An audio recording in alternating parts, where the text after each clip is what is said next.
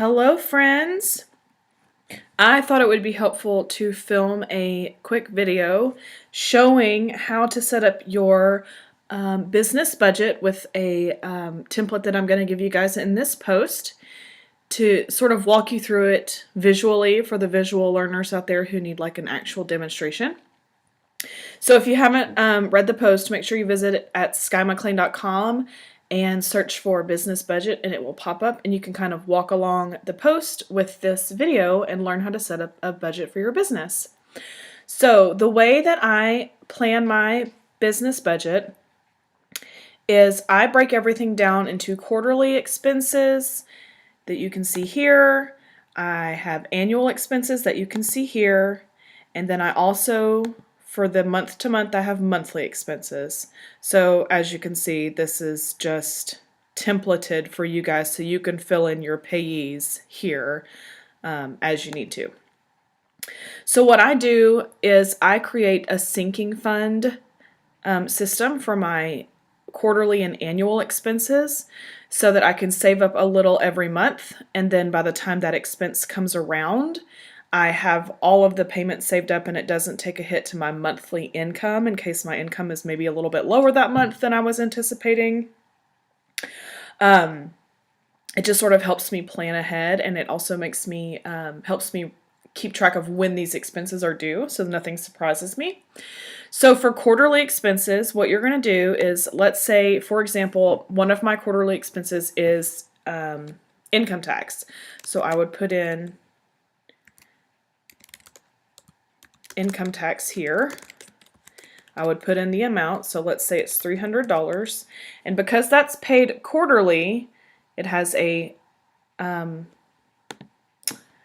formula in here that will go ahead and divide this amount by 3.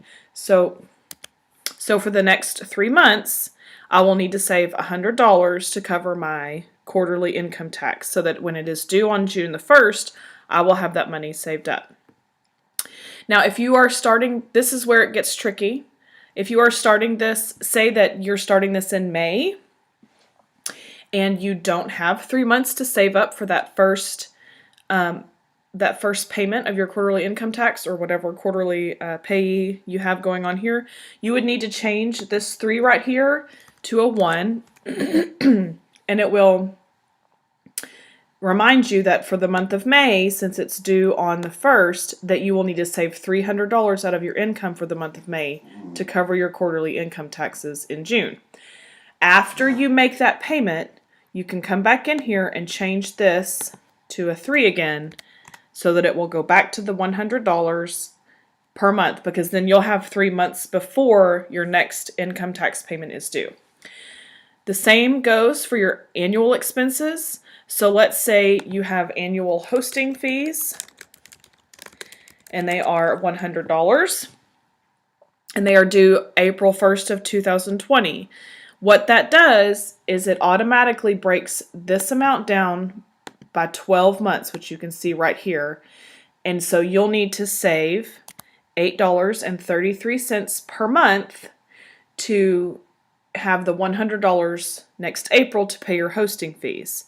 Now let's say that your hosting fees are actually due in October of 2019. All you would do, since that's 6 months from now instead of 12, you would go in here and change this 12 to a 6, and it would tell you to save $16 per month to have the $100 in October. Once you've made that payment in October, you go back in, change it to 12, and it will bring it back down to $8.33. I also include on this page an income planning section. So if you have regular monthly income that comes in, say from like a retainer fee that you have for a client or anything like that, you can kind of go ahead and plan and predict what your monthly income is going to be here. This does not translate, it does not go over to the budget template, which I'll talk about in a minute. These are not connected in any way, okay? But if you need to kind of plan ahead and say, okay, normally, last January I made $3,500. So this month I anticipate making $3,500. It's also a great goal setting tool because you can go back and say, okay, how much did I make from this client in this month last year, and kind of plan your income out right here. Now, right down here is where you see the sinking fund total, and this totals up all of the monthly that you need to be saving for both your annual and your quarterly expenses into this little box right here. And what this does is it goes right over here to the sinking fund total line item in your budget template. So this is your master budget template, this page.